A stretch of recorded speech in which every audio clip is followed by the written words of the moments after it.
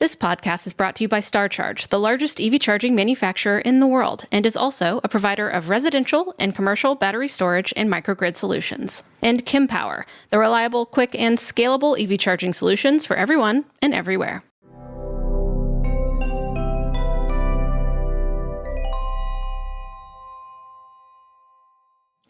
Hello, everyone, and welcome back to the Out of Spec podcast. I'm Francie, and I'm joined by Kyle, and today we're talking about the Out of Spec EV charger lineup. So you may have heard in the past that Out of Spec is getting some DC fast chargers, and that's wild. Oh my gosh, how are they going to do that? Are they putting it in Kyle's driveway? What's going on here?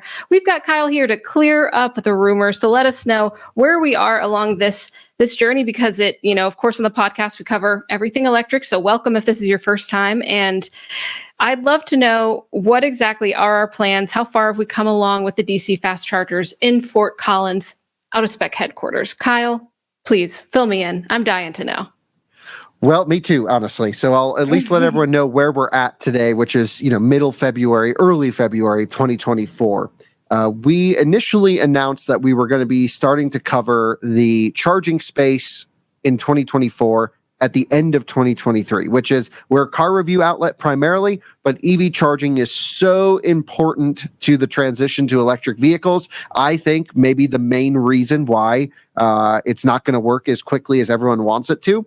And so therefore, I thought, let's start to divert some of our efforts into learning about charging, covering charging just as much as we do vehicles, because this technology is just as important as the electric vehicles that we drive. And with that, I decided, well, we're always experiencing, visiting, charging, hammering DC fast charging companies for their performance or power levels. We should learn what they're going through at a very small scale. So I decided I wanted to install DC fast charging myself. And this is no easy task. I reached out to a couple companies and I said, hey, do you think you could send us a unit for, a year or two so we can put it in, we can learn about it, we can make the educational videos. And that request really went crazy. It started with Autel, who are it's a great partner. They're really good friends of ours. We've done a lot with them. Dan's been on the podcast walking us through the entire product line. Dan Larson, he's a great friend of mine, but also just one of the most knowledgeable people in the charging space, fully understands everything and is like, you know what? Great opportunity for Autel to support Out of Spec, which I really appreciate, to install high-power DC charging for an educational series. We're not doing this to make money. We're just doing this to learn. So they sent us a 240 kilowatt all-in-one DC fast charger. Can you look down when that video was posted? How many months ago was this? 3 months ago. 3 months ago. Okay. Feels longer than that, but 3 months ago. It does. And this is the last thing we've ever spoken about on the topic, which was me unboxing it. The arrival, the unboxing, and saying more episodes coming soon. And more episodes have not been coming soon, to be honest. Yeah, people are wondering what's happening with the charger, and if has anything changed from where it's sitting right now, where we can see Alyssa is taking off all the plastic off of the DC fast charger. No, not really. It's moved to the other side of the garage, but a lot of work has been going on in the back end. So yeah, it does take a lot of work. I'd love to know what is going into the collaboration, and where is this, and who are you having to work with to get this installed? You are not a project manager for a public charging network. So really, how are you going about this? Yeah, I'm not a great project manager at all. And that's what's been holding this up, is me. So our office, we have moved back into Colorado State University Powerhouse, which is sort of an innovation lab in collaboration with Colorado State University for research on decarbonization, on hydrogen, electric, solar, blah, blah, blah, technologies. Really cool. Lots of little startup companies, including us, that are in there. And it's a great building to be a part of, with really the Northern Colorado future energy people all in one space. So I love it because I'm fascinated with new energy. Of course, we review cars. There's really nothing new about that, but they welcome us in and it's wonderful. We were there. We actually moved away, hoping to move into another building. That didn't work out. We couldn't put a garage door on it. So we decided to move back. And I think it's the right place for us. We love to be there. All right, a quick break from today's episode to thank our sponsors, Climate XChange, for sponsoring today's video. I am excited to share this basically dream of mine for you to possibly win a fully customized electric vehicle while supporting a nonprofit working on climate policy. This is Climate XChange's 8th raffle, and there's less than a month left to enter, so definitely hop on this. Other online raffles might give you a few vehicle options, but nowhere close to this one. Their grand prize winner can choose any fully customized EV worth up to $112,000. This is the price of a fully loaded Tesla Model X Plaid. So if a car on our show, any of the out of spec channels has caught your eye, now is your chance to drive home in it. Plus, they make the process really easy. They cover all the taxes, they pay for home charging, and they'll work with you to design and order your dream car. Plus, they also have cash prizes, so you can take home possibly $2,000, $3,000, $5,000, or $10,000. Tickets have sold out for the past 3 years, so definitely don't miss out on getting yours right away. No matter what, your purchase is going towards a great cause. Climate XChange is a nonprofit, and they're working very hard to help states pass policies that fight climate change, something that I take very seriously. That's the whole reason they're running this raffle. They know that EVs play a key role in reducing pollution, and the proceeds from this raffle help fund their important work. You can buy tickets at www.carbonraffle.org or just go to the show notes and click the link in the description. Sales end on February 27th, and the winners will be drawn on February 29th. And now, back to the show. So first of all, the chargers will be installed there. Since it is called the Powerhouse, we have a lot of power. It was the original power station for Fort Collins. So there's no lack of available power from the connection point to power a DC fast charger or a few. And that is a huge benefit to us because it could take 18 months just to get a transformer installed somewhere before you can even start digging. Thankfully for us, we already have the high power connections run to the building very close to where we're going to install the charger. Great. So to be totally transparent, right after we made this video, I got super busy, and that is what has delayed this project. But more has happened as well. We posted the video of Autel sending us the unit, and we got a lot of messages from a lot of their competitors saying, hey, if they're doing it, we'll send you one, and we'll send you one, and we'll do this, and we'll do that. And I was basically like, okay, I don't even know how I'm going to install one of these things. Let's put the brakes on this project. Let me figure out what it's going to take to do all this, and then we'll go. We are covering the cost of installation on the out of spec side. So right after I posted this, I had to do some Europe trips, and I really just got slammed busy. And it wasn't until about a month ago, in the beginning of January, did I really start making some headwind on the installation process here. So there was, again, about 8 to 10 weeks of the charger sitting there idle, me not pushing the project along. I was just slammed trying to get all the end-of-year car stuff covered. And as part of that, our friend Kirk, who made it in this video, who runs the Powerhouse sort of building and is an awesome engineer himself, he had a local electrician come out and quote us to install the DC fast charger next to my garage door. We have a garage space in there, and to put it right on the outside where we could charge a couple vehicles. We have some parking spaces. And I think the quote really wasn't that bad. It was somewhere around $35,000 or $40,000, something like that, to wire up the charger, which, if you know DC charging installs, that's a lot less than the many hundreds of thousands of dollars it is to install them typically. So I was pretty pleased with that. But I also thought, let me at least post on LinkedIn and see if there's any, there are dedicated DC fast charger install companies out there, Win Marion, Owl Services, et cetera, that literally their business model is installing DC charging for Electrify America, for EVgo, for all of these companies. Right. And so I just said, hey, I'm connected in the EV charging space on LinkedIn. We gotta install this charger. We have some other ones coming too. I'll talk about those in a moment. Could anyone recommend some installers? And things really got crazy at that moment. Because we started getting messages and calls from every top installer of DC charging equipment in the country, from Q-Merit, who sponsors Tom Malogny's channel, from Win Marion and Owl Services. These are the three providers that I decided, okay, if we're going to narrow it down, They're the three biggest ones. They're the real hardcore guys. They're all extremely knowledgeable. Let's talk to these guys. And of course, from my side, we're going to be making videos, and I'm happy to promote their companies. So, I'm also like, how can we reduce our cost of installation if we do some videos? So also trying to see what they'll offer us, if you know what I mean, in terms of, and all of this will be transparent to the viewers. We're going to get the cost, everything associated laid out for everyone with all of this. And, yeah, we to be honest, we've had Win Marion and Owl Services come out and visit the site now. So we've had 2 of the 3 quotes that I want to get. Qmerit is planning on coming out very soon to quote their installation costs. What I've asked for them is, because the marketing teams are separate, I'm asking for the raw installation cost for our entire project. Win Marion gave me a quote. It was mid $40,000 range. It was more expensive than the local electrician, but that is because the project has expanded slightly since the original electrician came. I have not received the Owl Services quote at this time, but I'm expecting to sometime this week. And then Qmerit is going to come in, of course, and quote us with their local installers. They're sort of a match you up with the right installer type situation. They sure are.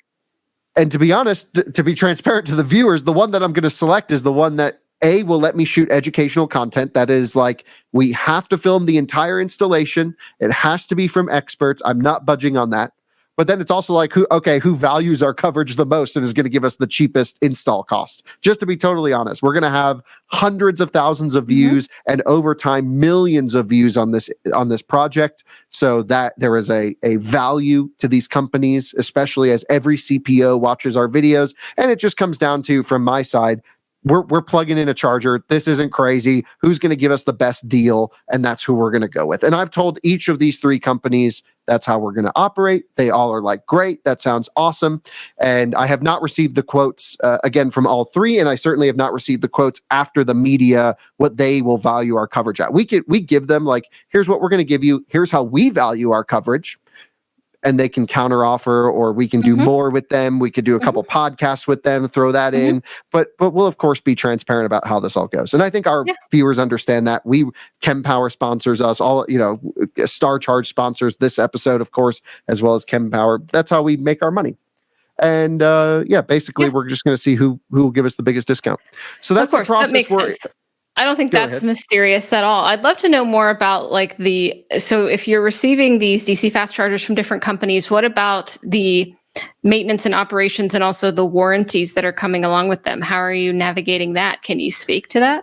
Yes, and this is all going to be fully transparent, of course. Autel just dropped it off. They're like, just here you go. And Dan's cool. He's like, if it breaks, like we'll do a thing. I'm like, if you break it, you fix what you broke. If it's an internal issue, we'll fix it. So it comes with a warranty, and it's going to match the factory warranty. And I have that down somewhere. There's another unit that I'm super excited. That's actually getting on a truck tomorrow, or on Monday. I don't know whenever this podcast goes up, but it's getting on a truck February 12th. That will be a battery buffered DC fast charger. And it's from a company called XChange in Texas. And we're friends with those guys. They're awesome. And super cool. They're sending us actually one of their prototype experimental units, which is so awesome. And then when they have their series production next gen, which will take 6 months or so, they're going to swap us the experimental one for the series production so we can see if there's any differences. And they're like, you show everything, go wide open. And this is actually going to go right in the front parking lot of the powerhouse at CSU, because we already have a level 2 charging station up front, and it's in the middle of a parking lot. So we can't trench new high power DC lines up front. So what I think is a cool story, and very separate from the Autel unit. This is way more expensive than the Autel. We're talking battery buffered with hundreds of kilowatt hours of storage. But it's really cool, and it's perfect for this use case. We're going to be taking out the level 2 charger that's in the EVSE. It's not charger, but the level 2 EVSE that's in our front parking lot, which is like an old Siemens unit that's like on its last leg. And we're going to run, there's 2 conduits that run out there, 200 amp feeds on 480, which we have a 480. I'll show everyone how it's all going to get wired up. This is all part of the quoting process. And we're basically going to be turning our level 2 charger into a DC fast charger that will charge it over 200 kilowatts right in our front parking lot. Wow, super cool. when we get the series production next gen, it'll be 300 kilowatts. Geez. And immediately you have a diversified lineup. I mean, you have the typical Autel DC fast charger, but then this one has the battery buffer. And, if people haven't heard of XCharge, I know that we have covered FreeWire on the podcast. How is this distinct from their setup? Because I know that they also have a battery storage solution within their charging equipment. Yeah, I love the FreeWire stuff as well. We've gone to the factory. I'm friends with Arcady. I love those guys. They make a great unit. This is just, and honestly, I'm going to do a whole video on a comparison between the two. I think different price points, different battery size, different installation stuff. To be honest, I can't speak to the exact differences. I think XCharge is like a FreeWire dialed up to 11 is kind of how. That's how XCharge explained it to me, but I also want to see the spec sheets back and forth, because I also know FreeWire has a series production line where they're installed publicly. They're a little bit ahead of XCharge. XCharge is still new.